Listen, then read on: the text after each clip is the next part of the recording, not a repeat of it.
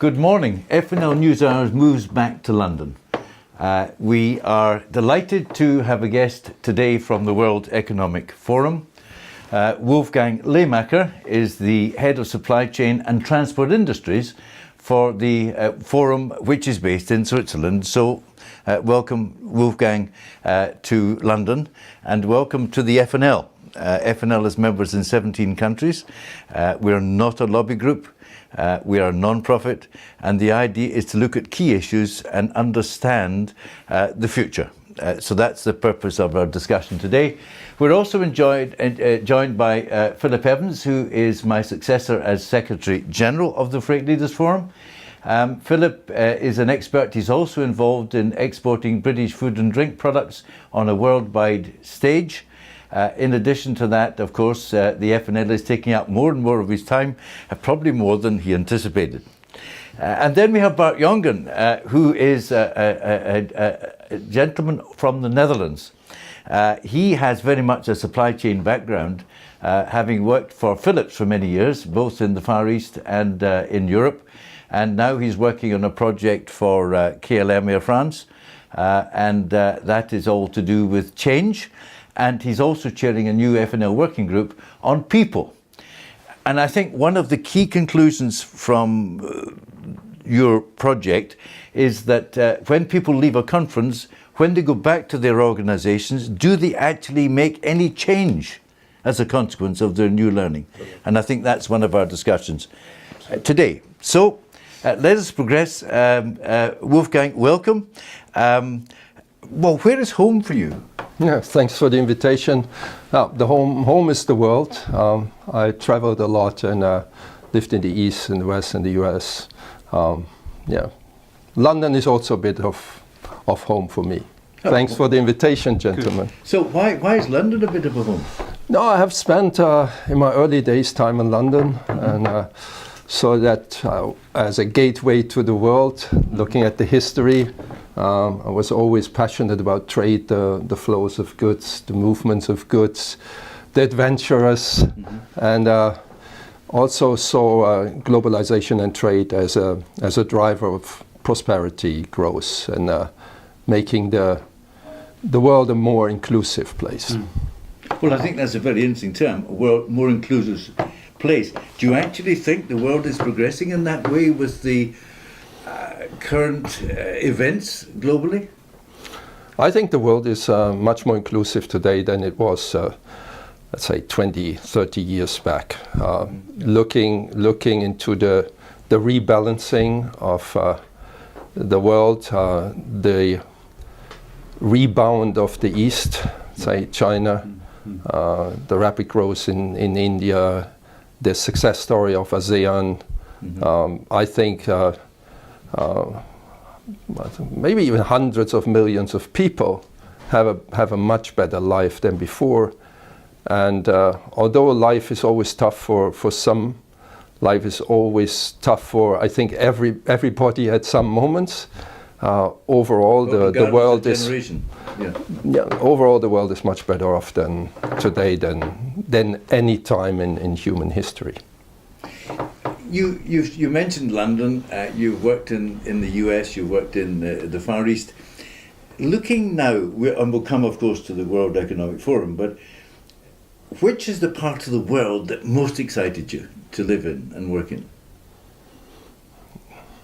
I always was excited by the new places. So there was a phase where every new place was a new door to a new experience, and gave me more perspective, broader horizons, and then there is that moment where you have seen, let's say, I wouldn't say the extremes, but the different poles, and then it becomes more and more a bit of a similar experience.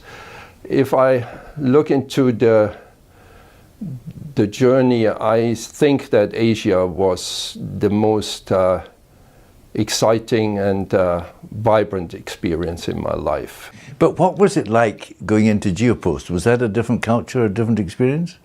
Oh, it was a very different experience. I came from TNT, which was a very progressive, innovative company created by an entrepreneur, very entrepreneurial. Going to a state-owned postal operator is a very different world, and the mission we had to change that in one area of the organization. That's also the way I think you drive change. It's very hard to drive change in the big organization, in the dinosaurs. You have to pick and focus on specific areas and set up alternative models. And if they are not successful, they will die. If they're successful, they become probably the new growth engine. And if you look at the results of La Poste of last year, the growth engine is GeoPost. So, I mean, that's been a very, very positive development. But presumably that was a little different. I mean, I love the term that you're a knowledge worker. I think that's fabulous. And, of course, you're an author, and we'll talk about that as well. But Corporate Value Associates in Hong Kong, that was a bit different, was it not? I think it was another perspective on the same thing. And if I look at my life coming from Kuehne + Nagel, supply chain services provider, 3PL, traditional transportation company with a lot of entrepreneurial spirit too, moving to integrators with more sophisticated networks, moving to postal operators which have to catch up with the new realities, and they did that very well, and surfed the wave of e-commerce. Going into consulting was to see this from outside, get an outside-in view on the industry, and also look more into the intersections. So my work was again on investing, so advising large investors into the sector, but also automotive suppliers and their distribution networks, and this is for me a natural extension of the work I did before. Would you say that the automotive sector was a good template for other sectors to follow? I mean, just in time was absolutely critical. Today also, this has moved. Maybe 20 years back, the automotive sector was spearheading the logistics and supply chain thinking and development. But with the arrival of people like Amazon and with the fourth industrial revolution, things have also changed in this respect, and the leaders are much more diverse. You have much more diverse industrial landscape of leaders and people who spearhead. But do you find that companies, and I do want to get to World Economic Forum, but when we had the problems in Iceland with the eruption, companies were not prepared strategically with contingency plans for the consequence of that. And I posed the question early on with the president of FNL, who was the MD of Volkswagen Transport, what strategies do companies have in mind for contingency? Do you think companies today are being more strategic in their contingency planning? With the various events we've had the storms in the Caribbean, we've got tsunamis, we've got climate issues. Do you think companies are A, looking at the big picture of the fourth industrial revolution, and B, looking at contingency strategic planning, or not? First, memories are short. Crisis. And we had the volcano in Iceland, and we had the tsunami in Japan. We had the flooding in Thailand. And the picture after was almost always the same, right? A reason for that is it hits everybody. So it's not that I get a competitive disadvantage. There are industrial hubs where very often, and we saw that with the hard disks in Thailand, I can't remember the exact numbers, but that was around probably 70% of all hard disks are produced, and probably are still produced in Thailand. So it means everybody was hit. It was a problem for the consumer and their customers, but it was not to the disadvantage of individual players. However, I think the picture will change, and this is not because people want to invest, and this means heavy investment. Look at the number of parts of a photocopier machine, thousands of parts. So if you want to map out the supply chain of a photocopy machine, this costs you already a lot of money, and then things evolve. So you have to constantly update this. So the effort is enormous, and the question is whether it's worth the money. What will change the picture is again the fourth industrial revolution, and I see one major development and component in the fourth industrial revolution is distribution. Distribution of intelligence, distribution of Laches, distribution of manufacturing. And with the distribution of manufacturing, we will have much more diverse supply chain or production networks, which also will be more resilient against these shocks. So you're talking of the global distribution of manufacturing? Yeah, because the issue with the tsunami, with Iceland, is the geographic area and the concentration of supply chain activity, whether it is production or the movement that people move in their concept parts over the Atlantic back and forth. So, but with the distribution, and when the factories get closer to the customers, you just have a much more fragmented manufacturing footprint, and with that you diversify. Well, let's come actually to the World Economic Forum itself. We understand what it does, but a lot of people, of course, know about Davos in January, but don't necessarily have the depth of understanding. So tell us a little more about the forum, what it achieves, and then we'll come to your specific role in the forum. The forum was created in 1971 by Professor Klaus Schwab. At that time it was called the European Management Forum. The idea of Professor Schwab was to help European business to catch up with US management practices. At the same time he developed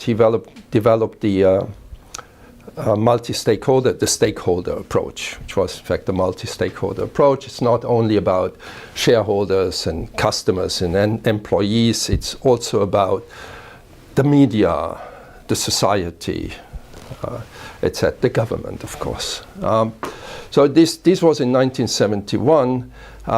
With the collapse of Bretton Woods, the fixed exchange rate mechanism in 1973, the Arab-Israeli war, the focus shifted from management to more social and economic issues. And this was also the moment, shortly after 1974, when the first politicians were invited to Davos, to the annual meeting, which always took place and still takes place in January in the Alps. And that was the real beginning of the public-private dialogue and collaboration, which is at the center of the forum. Then the forum moved on and became a knowledge hub with the launch of the Global Competitiveness Report in 1979 for the first time. The forum developed gradually capabilities to manage communities. These different communities of interest, communities of purpose, government communities, startup communities, have very different agendas, terminologies, needs, and you need specific relationship management capabilities and programs to activate them, to act in the collective interest to realize the mission of the forum, which is improve the state of the world. What the forum is known about are the milestones like the Davos Declaration 1988, which was signed by Greece and Turkey, and which brought them away from the brink of war, or the 1989 first ministerial level meetings of North Korea and South Korea in Davos. These are milestones, and there are many others. In 2015, the forum was formally recognized as an international organization, and this helps to even more drive the work on this platform for public-private partnership. And if we think again about the fourth industrial revolution, about the aggregation of effects coming from different areas, from the physical, the digital, and the biological world, the dialogue is more relevant and more needed than ever. And this dialogue drives impact in various forms. Are you saying that the dialogue is actually almost more important than achieving specific goals? I think without the dialogue, it's very hard to reach something in the interconnected world and interdependent world we are living in today. Mm-hmm. We are living in a system of interconnected systems, and we need the dialogue to start something, at least on a larger scale.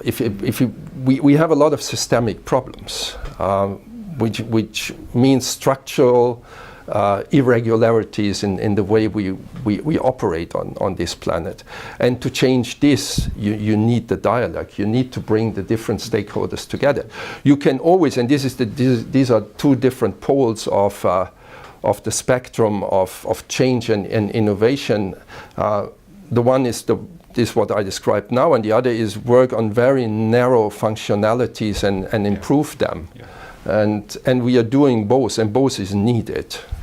You said at the beginning of our discussion that the world's probably a more advantageous place now than it was even 30 years ago. Do you think the World Economic Forum has contributed to that situation?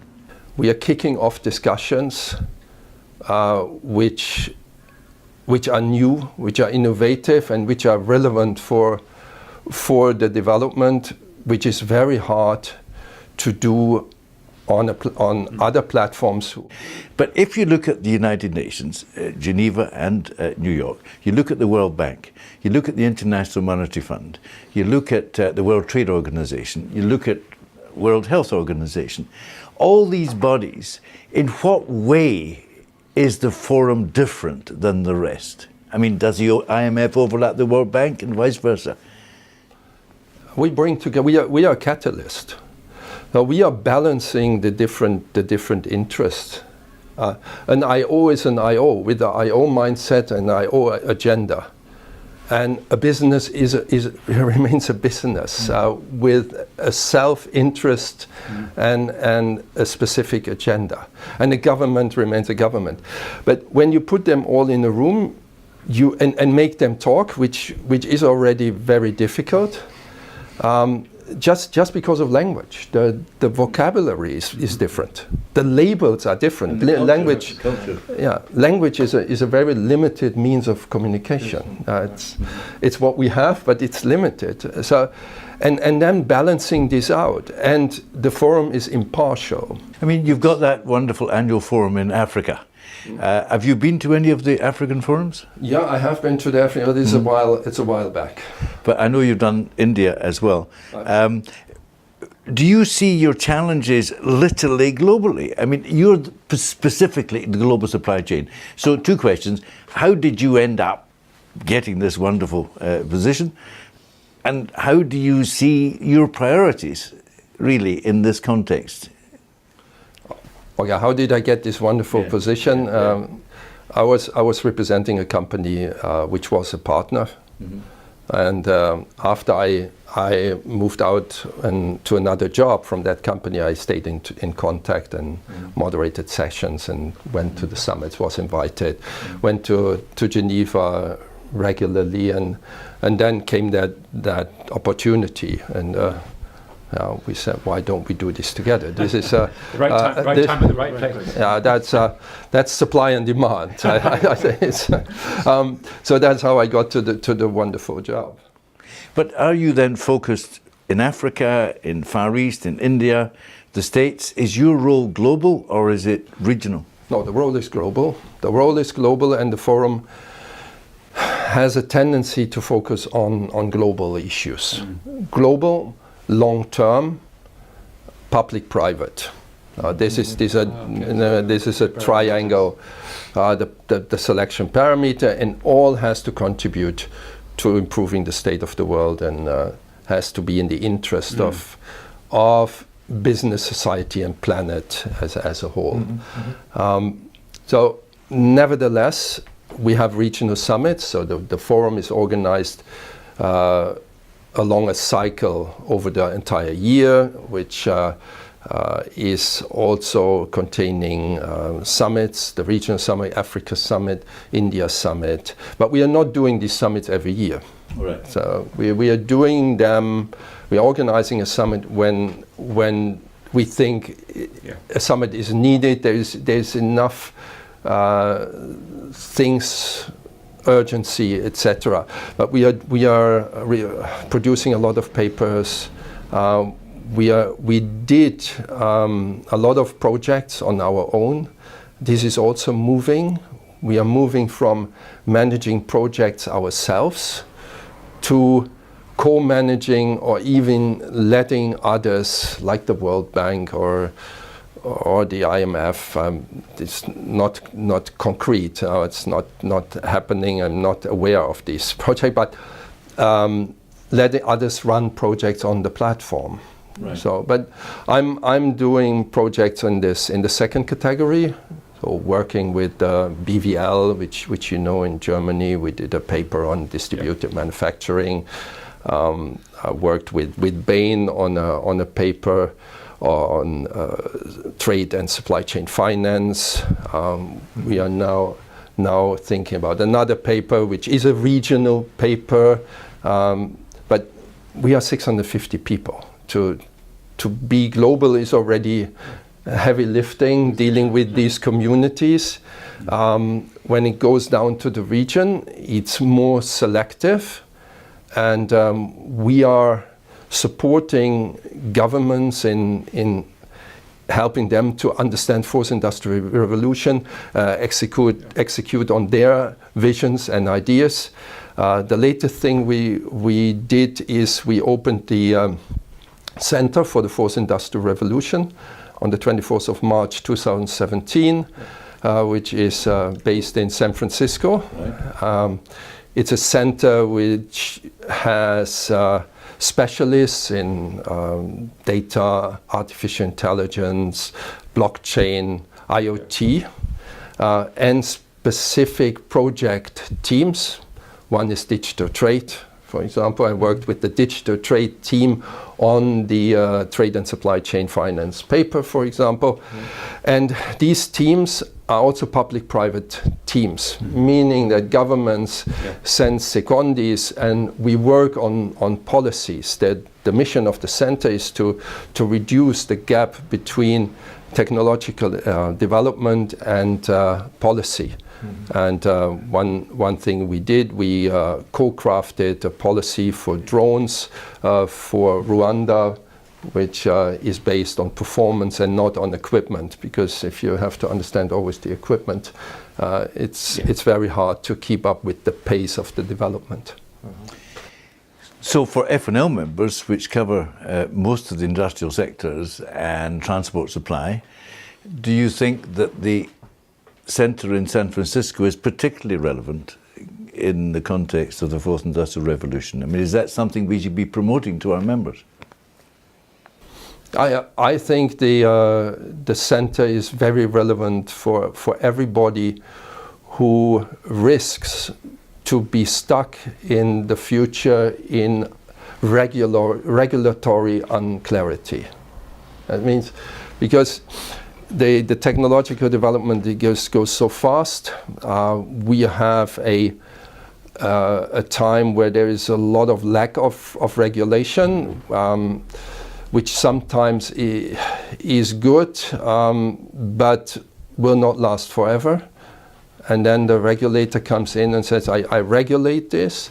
We have the risk when we talk about blockchain that we end up in a Tower of Babel situation with fragmenting standards, and after all we have wonderful chains who can be the ideal tool to distribute information, but we have no standard that the different chains can communicate. Well, I mean, we've got to come back to this because you've made it absolutely clear that you think blockchain is going to be the way the planet is operated. I think you were making that statement in one occasion. Let's go back to the regulatory then environment and technology. Are you saying that technology is outpacing the regulatory ability by government to keep up? It was always the case. Yeah. It was always the case that the government comes into play when the innovation has happened. Yeah. And then had the difficulties to understand what does this mean for my population and make the right call on the balance between protecting the population and let them benefit from the innovation. And the challenge today is that the speed has accelerated enormously, and that the number of technologies, at least in terms of hybrids, has broadened enormously. So the whole complexity, and then what I believe is critical. We are building the global super robot. We're building a global super robot. We all have smartphones. Clothes will get smart. The table will get smart. The fridge is anyway smart. And then we connect this all, and then we have intelligence somewhere which can augment the intelligence which is already in the different places. And for a regulator, this is very hard to get. What does this mean for privacy, for security, for hacking, potential hack risk or cyber risk? But making the link a little bit to that, so regulators, like businesses, are people like you and me, who have gone through educational processes, who have, of course, a lot of experience and background. How do you see that? So how do you see that the educational system is in a way also lagging, but preparing us for this future? Because the supply chain will change with all these IoTs, with all this intelligence. We need different people, we need different qualifications, we need different capabilities. How do you see that we are preparing for that future? At the forum, we are looking into different regions. Their regional approach makes absolutely sense. And the aim is to identify practices. How do different governments, different countries cope with this situation? And the question will be, can we live and reform the existing system, or do we need to build, and we spoke about innovation, also alternative systems, which were always there. There were always private initiatives to skill, etc., but probably at a larger scale. I know also that some business schools are thinking about becoming much more modular. So I think we have to cut the whole curriculum into more pieces. Into pieces, smaller blocks. More focused.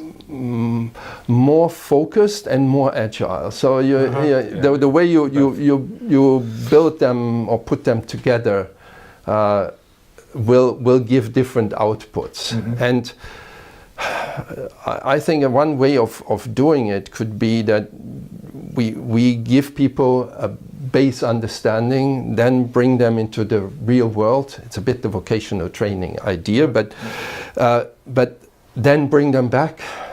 But not like vocational training, it's over after 2-3 years. It's a lifelong experience. You go into a kind of a cycle. You go in a cycle, you are in a constant skilling. Revalidation almost. Because technology change, regulatory framework change, and the challenge is in fact, how can we have agile education system, agile governance, agile management? But are we progressing towards it? I mean, first of all, what was the solid result of Davos this year? I mean, what were some of the key outcomes, number one? And then number two, can we be actually more specific in the points you're making about how we roll out this education, how we deal with the regulatory environment and the inconsistency between governments catching up and technology racing ahead? Can we put some physical objectives on the table and eventually measure them? Yeah, I think we are not yet there on the educational system side. We have accepted that technology is moving extremely fast. We have accepted that the world of work will change. We are facing severe uncertainties and fears created by a lot of studies, statements, etc., which also takes energy away from finding solution, but dealing with fears in the working population. So I think that we need more time there and find the practices, identify best practices, see whether we can replicate them, and then pilot new things. And then live up to our ambitions. And there are ambitions laid out from the teams working on this. How many million people we wish to help skilling, and there are initiatives of our partners which are connected to us to skill women, entrepreneurs, etc. Many of those, so the concrete KPIs are there, or at least concrete ambitions are there, and they drive our effort to find ways. I think the KPIs are easier. So to lay out the KPI is one thing. To find a way to reach it in this fluid environment is very hard. And the forum is a good place, and the platform is a good place to raise the chances to find multiple ways. And if we look at the way companies are run in this environment, there is also a paradigm shift from optimization. The old way of running companies, okay, we have 5 projects, we need to cut 4 because we optimize our cost. Now the new paradigm is let the 4 horses run, but have an eye on them and coordinate and take some layer and harmonize on this. But we don't know whether the team in Dubai will have the best IoT solution, or the Japanese, or the team in Rio. So we will have much more redundancies in our R&D factories than in the past. That's how do you see, you brought up the forum, so what do you see for the industry, because that's what we are representing from an FNL point of view? What do you see as our role in this process? World Economic Forum brings government and industry together. Is there initiatives where educational institutes and industry are brought together, and these discussions are triggered or facilitated already, or is this really still in an infant stage? No, the communities are set up. The communities are there. The discussions are ongoing. The point I wanted to make is that the programs to skill a workforce of billions of people, that program is not yet there.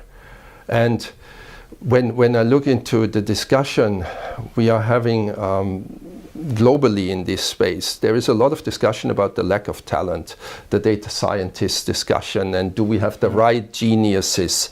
I'm not worried about the geniuses. I think the geniuses will emerge. Right. Yeah. They will emerge. We have enough smart people on the planet to fix this. Who can attract them is again a different question.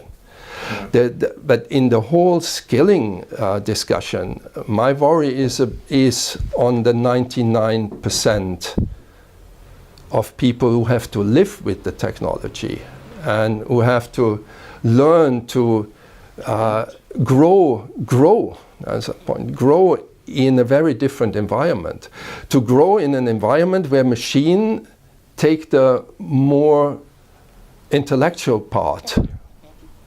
So we might see in some areas the rebound of Taylorism, and the question is, how do we manage these people? How do we enrich an environment where machines take over significant parts of the work?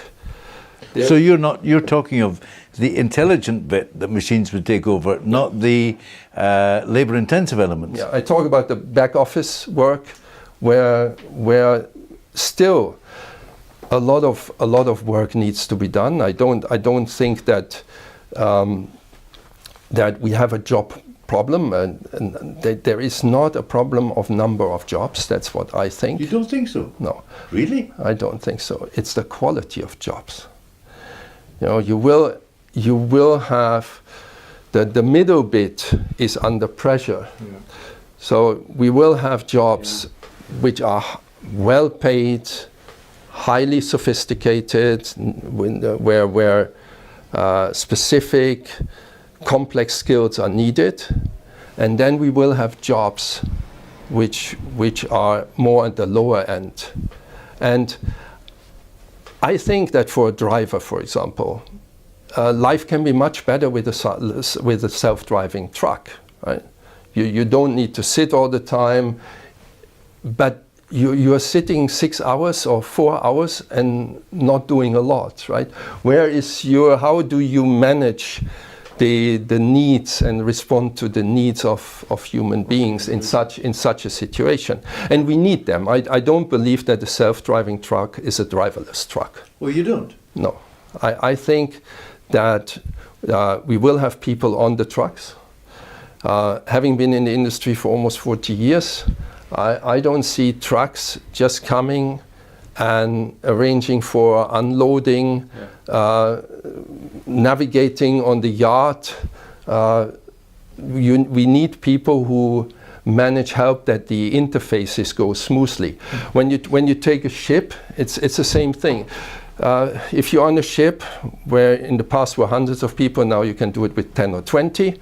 And you need these people for two things, which is paperwork and unloading and loading. There is some maintenance work and navigating, but you need it mainly for unloading and loading, meaning you could also leave the people on shore and let them do. Maybe that's also a solution for trucks, but the difference between a ship and a truck is that usually on the oceans you don't have kids playing on the street. Wow. And there is, I think, also an ethical question. Yeah. How much do we trust technology and leave the machines alone? It's interesting that you bring that up, because we talked about, of course, my industry, the airplanes today, and technically speaking, you don't need a pilot. But I don't think you and I would step in a plane without a pilot today, especially for the reason that you just mentioned. Yeah? So there's the trust issue that really will take a long time to get over with. But Philip and I were at London International Shipping Week last year. Superb. We went to that excellent seminar with Lloyd's Register talking about autonomous vessels. By 2035, we will have vessels apparently operated with artificial intelligence. We will have unmanned vessels but remotely controlled from the shore. We have it now. There's a test going on in Denmark. And by 2025, that's going to be common. Now, do you think that is going to be the way for all transport modes? Is this a good thing? Because are we going to have seafarers trained in the future if we're going to operate unmanned? How's this going to affect the whole cycle of the employment of people? You know, with more and more robotics and artificial intelligence. Where are we going? Yeah, first I think that we have to analyze each individual mode. And 10 people on a ship, still I think you will need a significant number of people working at the interfaces. There will be, even if the captain is on shore, he is needed. Somebody has to supervise it. And probably it will not be one person. This is the shipping side.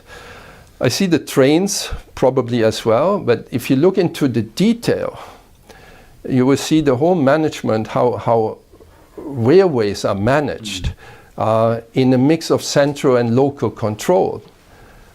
You could not, in many cases, we might not be able, at least in the midterm, to have a centrally controlled train system. So you have a lot of local people, relays, managing the traffic, stopping the train, and we see this regularly when the train stops, and this is because something is not working locally, and they have to sort this out, and then move the train somewhere else.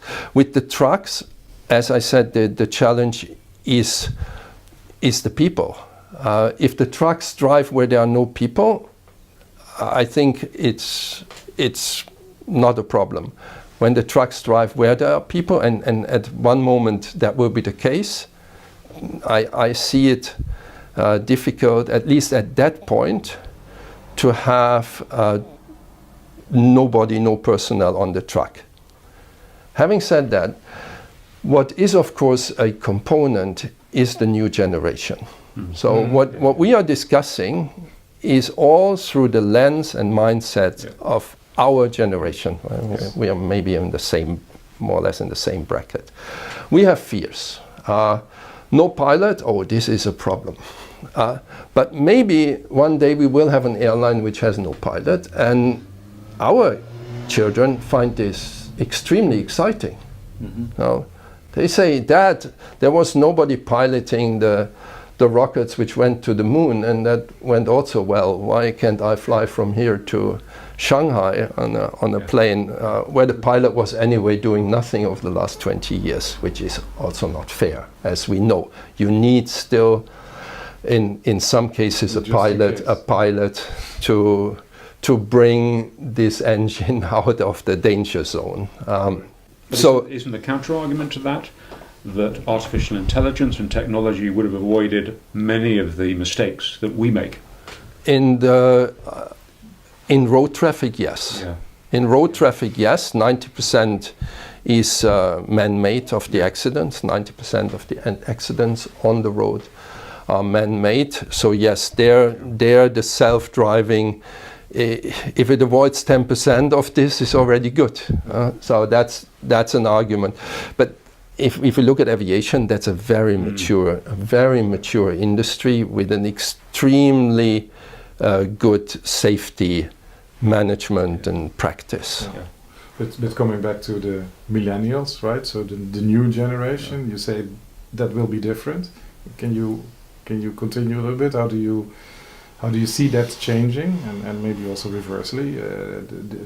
At least for the next 20, 30 years, this needs to merge, right? So we have us, the generation, running the current industries and companies. We have the new employees coming, potentially not yet educated in the right way, what we discussed previously, with a very different view and background entering into this industry. I can see a misfit. How do you look at that, and especially then from the younger generation point of view? I think it's like with every generation. When I started my management career, I thought I'd do this differently than the people before me. And we also realized that we have a very short window, right? This is 10 years, 20 years. Yeah. And if you look at the millennials, they are growing now into the leadership roles. And they will try to build the world they want to live in.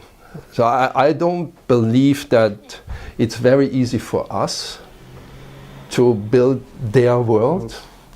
That's a very important point. Yes. And what we can do is find a a good working together, and bring them on board. good working together, and they will gradually build their world, and our part will decline. But that means that we need to open our minds for that. I think we will retire or go somewhere else, Yeah. or what is even more likely, if you look into the characteristics of the millennials will go where they have better chances to build their world. Millennials are... That's a very important point. Yeah. So, Well, I would like to hear from you, Philip, because I want to come to Obor, I want to come to Little War and blockchain. How, listening to Wolfgang and the points he's made, where do you take FNL to in response to what you're hearing? Well, I was very interested by one of the very early comments you made, Wolfgang, because you started talking about the history of the World Economic Forum and as a European organisation, and it quickly became global. And one of the interesting things about FNL is that we're European primarily, although all our members probably operate on a global or have connections on a global basis. And one of the dichotomies here is that we're trying to talk in a European community, but one wonders how much does that mean? How much can you talk within a European concept without considering, for example, One Belt, One Road? Considering what Trump is going to do next in America, and so on. And so I wonder whether being European is culturally interesting, but in a business concept, how much does that really mean? Because I talk to people a lot in the Far East, and they're fascinated by what's going on in Europe, as well as being extremely puzzled. And coming back to the point about younger generation, they just operate in a totally different way, and our children's generation operate in a different way to them as well. There's this overlap, but they're very different, and I just wonder how whether Europe's moving fast enough. We talked about technology, but is Europe moving fast enough? I think for Europe it's not a question of speed. Uh-huh. The qualities of Europe are not speed. And this is part of the mismatch in understanding, or the gap in understanding of between for example, the East, the new East, and Europe. Also, growth is less important for Europe than for the East.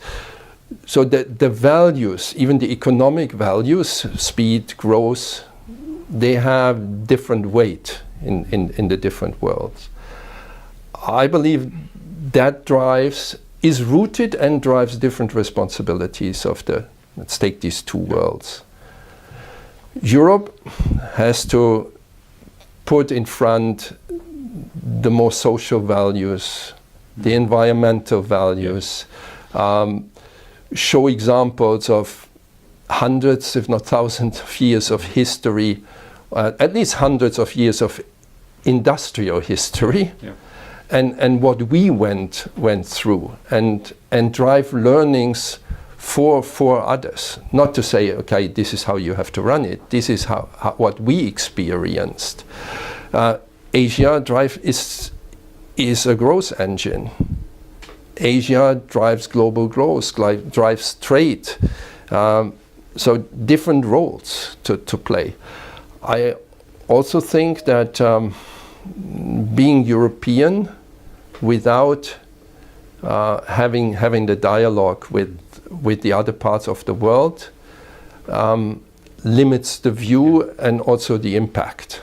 But that's a question of strategic choice. Mm-hmm. And we know strategy is very often about what we don't do. I mean, I remember having a conversation not long ago with our colleague in Singapore who runs Supply Chain Asia. And I was talking about climate change and all these factors. And I said, how relevant is this to you? It's not a priority, because we're interested in money. This is not a priority. I said, but in Europe, they're very passionate about it. He said, maybe, but it's not the same priority out here. So that's almost that is endorsing, I think, your point about values in Europe. Yeah, we are living in different worlds. What you're explaining about Singapore, I don't think that that's valid for China today. No. It was valid for China 10 years ago, but it's not valid for China today. And I don't want to say because the Europeans had that consciousness about the need to look after the planet, the Chinese put a focus on it, but I think that the Europeans partially contributed to this. The Europeans invested in China. They brought people who were much more environmental conscious, speaking to the government, speaking to other businesses, and that's the role of Europe. Europe's role is the long-term, solid, and more holistic. Although I don't want to say that Eastern culture is not holistic, but when it comes to business, there are significant business. So you see that European identity not changing very much? No, I don't see the European identity not changing that much. And that's a very personal view. I think it's good. And what changing and floating, uncertain identities cause do we see currently? And when people cannot have, when people don't have enough stability in their local ground, they will not find any stability on the global level neither. So I think it's a duality, and we need to stress this duality.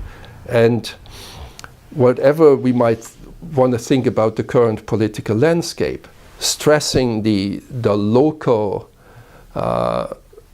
angle and looking after what people locally feel that they need is the foundation for the next wave of globalization.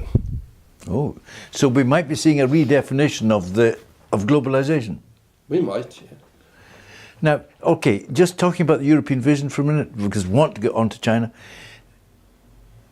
Brexit, in terms of what you're commenting about the European culture, the identity, its role in the world, does Brexit make any difference? Either for the United Kingdom or indeed for the continent and the other 27 countries? I think Brexit is a step in history, and the situation, I think, has surfaced a certain discussion which was not there before, and which was probably needed. And the way there is a positive out of it. There is a positive. There is a positive out of it. I believe that we have been in a kind of, and maybe some people have seen it, others not, but in a kind of globalization bubble. We have believed that, or we assumed that everybody was buying into the concept, and have along the way missed large parts of the population. And this is the reason why I say that politicians have to address this and respond to the needs of those who feel that they are not part anymore of this world. Yeah. And when they feel that they are part again, that's the moment where we can open up again, we can start globalization on a different footing. Phase two. I mean, it'd be wonderful to get the UN, the IMF, the World Bank, the World Health Organization, the World Economic Forum in one room at one time, all to agree who does what in the quest that you're talking about. Would that ever happen?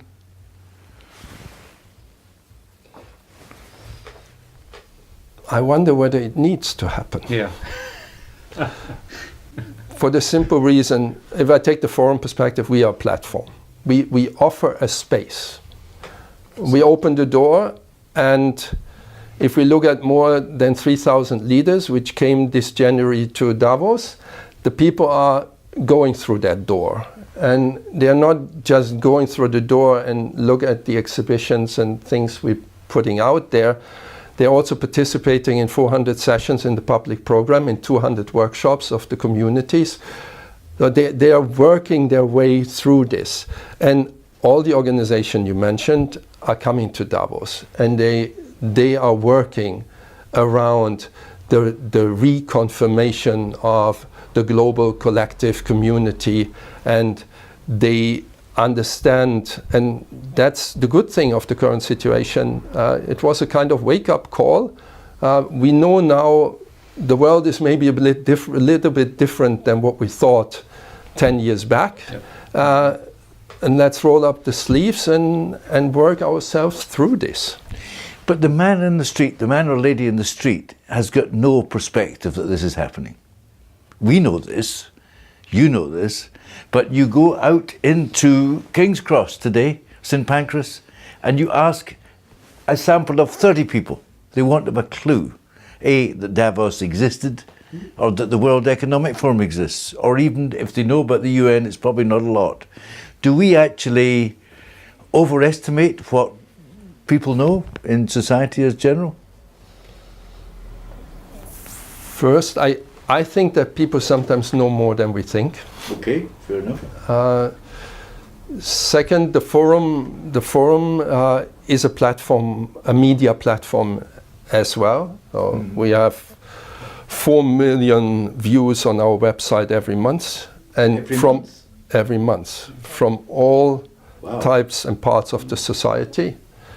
So that means we have a reach, and the criteria to produce content have changed in the way we have to present it. We form it, the language we use.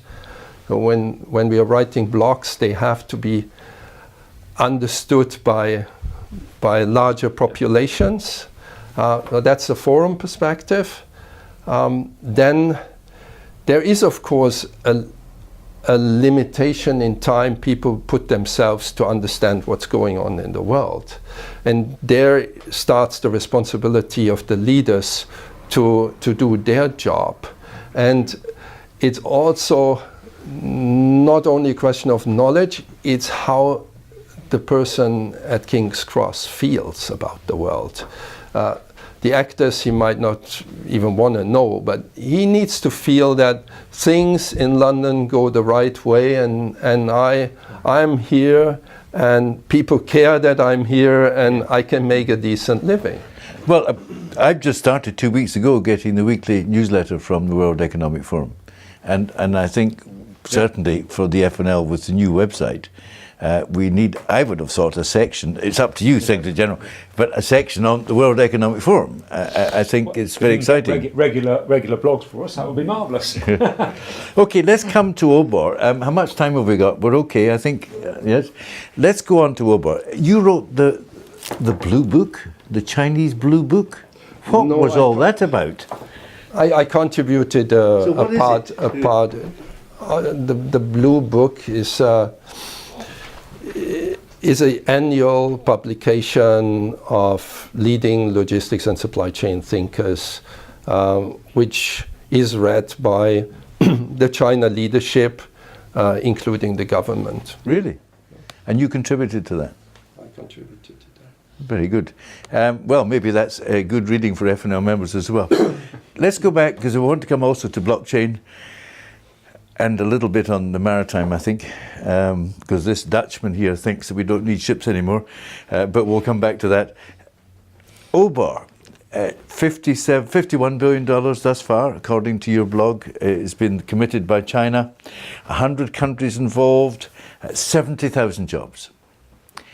Is this really the new big game in town, One Belt, One Road? It's the biggest game in town we have currently. It's an area development project which has created also tractions on other initiatives which are much older. For example, what the Japanese were doing more or less on the same corridor. But it's the biggest play currently in town. Well, you see, Romano Prodi, who I had the privilege of interviewing, as you know, said he was very keen when he was president of the European Commission to create a Mediterranean bank. So it would focus in the same way as Britain's a shareholder in the infrastructure bank for Asia. He thought this would actually change the whole thinking process in the Mediterranean area. Are you endorsing that kind of approach? I believe that's a model which is worth thinking through, and the Mediterranean belt is one of the cradles of the world, and a focus and a revival of this cradle, of this area, which has some instabilities at the moment, is worth thinking through. There are 21 or 27 countries surrounding the Mediterranean or depending on it in one way or another, with a big population, 450 million, I think. So that is something Europe should give a priority to. Considering the refugee situation, I think it is something the Europeans should discuss and move the focus from internal discussions to a broader scheme. Yeah. There you are, FNL Malta, to launch the new Mediterranean initiative. Yes, I do think the ability to have a better external face would be useful and to improve that dialogue. There appears to have been, I'm sure most people would think, there appears to have been too much internal angst in Europe, and not focusing on how to liaise and work with one's colleagues and neighbours. And I wonder whether the refugee crisis, which is clearly ongoing, has pushed back some of the opportunities, in the sense that there were some people who were trying to deal with the problem. The populations gave a bit of a kick, and now they seem to have stopped. And I don't know whether it's right to say there's been a lack of leadership now, whether that's unfair. But there doesn't seem to be that dialogue with our neighbours, with our close neighbours in many cases. Yeah, we have very good dialogue, for example, between Sweden and Norway. Yeah. I think if we had the same quality of dialogue between the southern European countries and the northern African, things changed. The refugee crisis is also a topic which is inflated. If you look at the numbers, refugee numbers over the last, let's say, decades, there were peaks which were similar, if not higher, if you put it into perspective. We had a fascinating presentation from Professor Laches, who was the former Hungarian foreign minister. Yes. And he's in the commission as one of the 10T coordinators. Actually, the UK 10T corridor. And he was quite superb. I mean, it may be interesting to get an update from him on this very topic. Now, I actually met some very high-level Egyptian officials, and they see Suez area as becoming one of the biggest logistics hubs in this part of the world. Do you agree with that? It is a logistics hub. So due to the canal, it's in the strategic position. Will it be one of the biggest in the world? Depends on the stability of the country. There is still some issues, ground to gain from situations in recent history. They have the support of the region, of the other countries in the region, and it is important how they position themselves versus the other hubs, in particular Dubai, in the region. Yeah. Now, just a small point on Oborg, because I want to come on to blockchain. You're going through all these countries to end up in Duisburg, to end up with the train you had last week into Amsterdam. These countries in the CIS are going through different stages of evolution, I think. You know, Tajikistan, Uzbekistan, Georgia, all with sort of different systems of government than we would necessarily find in Europe. Will this constrain OBOR in any way from maximising the opportunities for these countries? The important thing is whether they can harmonize the relevant parts of it, customs. That's the consistency of the Belt and Road, just from an operational point of view. And this is independent from the governance structure of a country. So customs would be one. I gather in one of your blogs you've talked a little bit about this. What are the other 3 or 4 key issues for the OBOR? Visibility. In what context? Traceability. There is a need in all supply chain, and OBOR is not the only part where you have sometimes lack of visibility.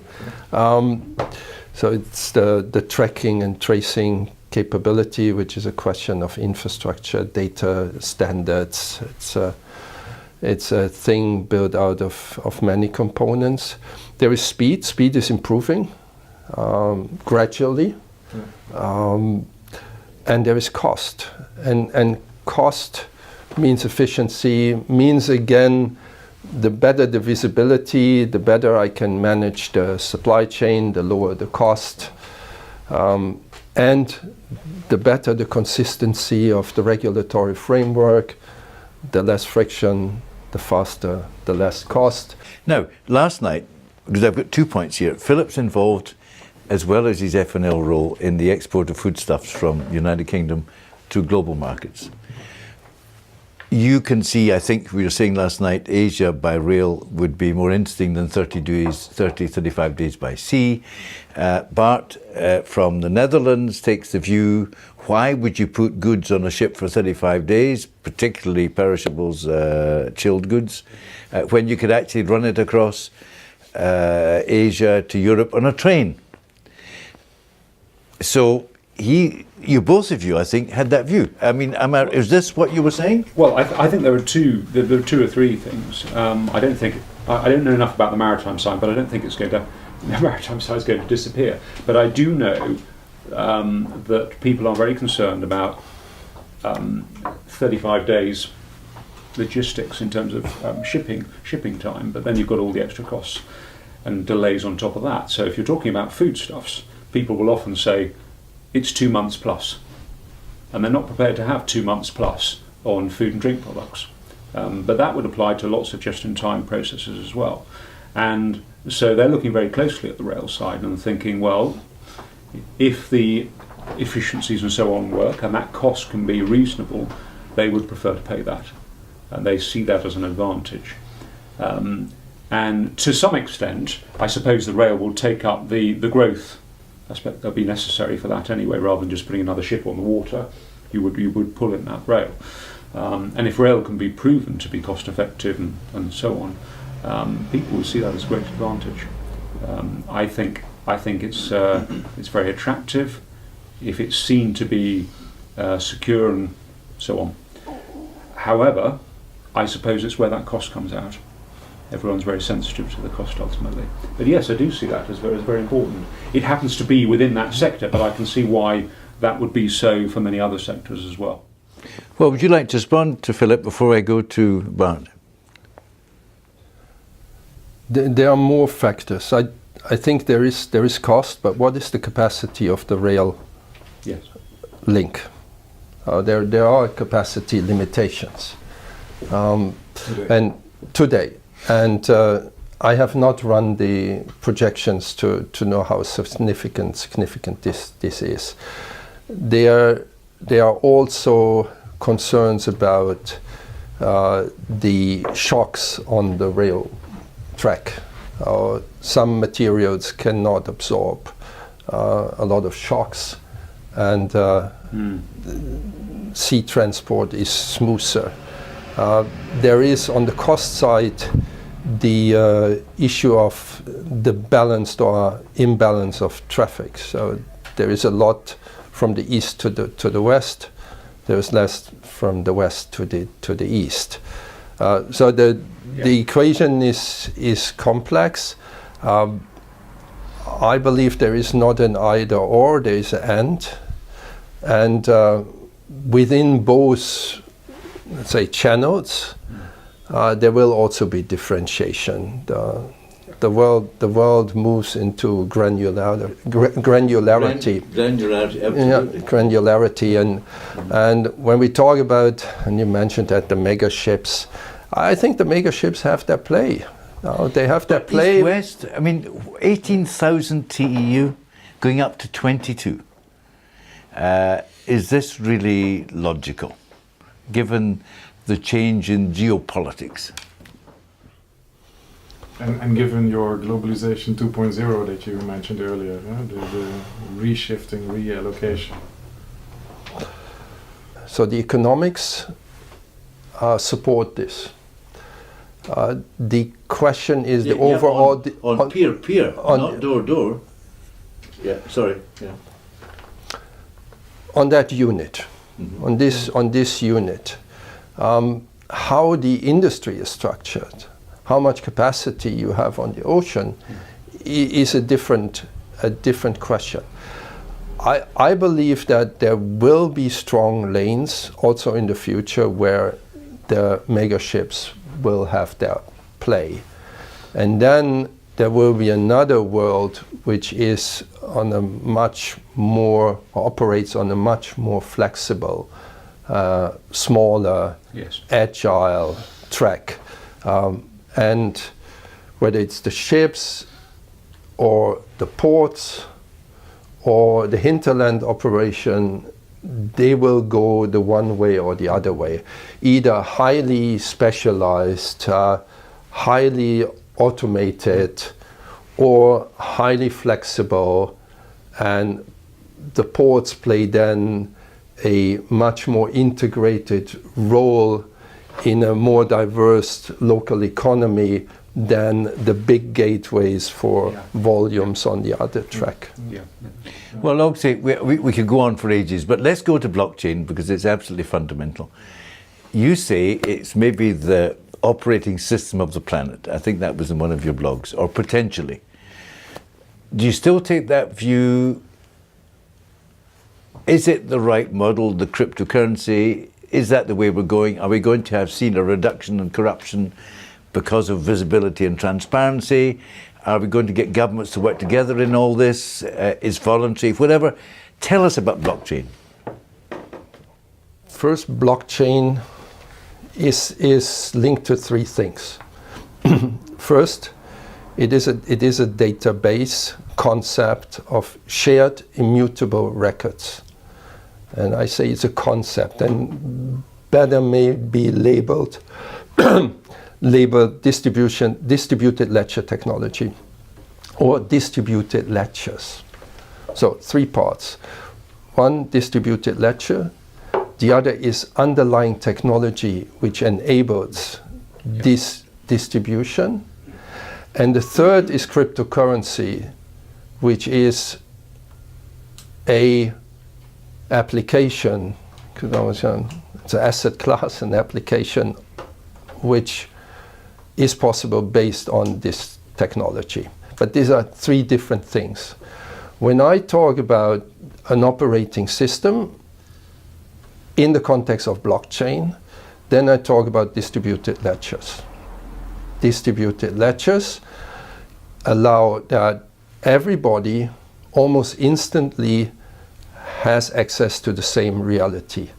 And this is the dream of every supply chain manager. The blockchain is the central piece, but the solution is much richer and depends very much also on the commodity, on the goods you are looking at. And fish is different than diamonds, and diamonds different than machines. How does this roll out globally? There will be no global rollout of the blockchain. There will be vertical solutions driven by companies which see significant value in doing this. And I mentioned document trade and letter of credits. Customs. And you find in the media a lot of examples of this. where the banks test letter of credit and reduce processes which took sometimes weeks down to 2 or 3 hours, and that is pure efficiency. Right. Last question from each of you. Yeah, so to go one step further then, so if you say there is no global rollout of blockchain, if I'm now a supplier who is delivering my components into multiple industries, that means I will be connecting to multiple blockchains in the future. That doesn't sound efficient. What is of course a challenge is we will not have one solution for the whole world, is the interoperability between the different systems. Mm-hmm. And this is something, for example, the forum could take on and launch a working group, start thinking about a common protocol for blockchain, which is needed. Yeah, interesting. If the technologies, Internet of Things and data, etc., that you were talking about were sufficiently advanced, presumably that would have made structural changes, such as Brexit, a lot easier to deal with, because you could have put that in place, and the speed would have negated a lot of the issues over inefficiencies that might now arise. Are we just too early in the process, so things haven't quite moved on enough? We are too early in the process. Yeah. I believe that the Brexit requires simple, pragmatic solutions, and even to the extent that if paper is the best solution, then we use paper just to have something in place which works at day one. Right, well, last question, because it's been wonderful having you here in London and having these discussions. What drives you? I find the field of supply chain extremely exciting, and what drives me is to make a difference in the lives of others, whether it's professionals, and help them to drive their thinking. Excellent. Well, I think I can speak for the Secretary General and say we'd be delighted to see you come to an FNL meeting at some stage, because I think we would both gain. And that's just what you've said. Wolfgang, thank you very much indeed. Nice to see you. Thank you very much indeed. Thank you. Thank you. Thank you very much. Thank you. Fantastic. Thank you.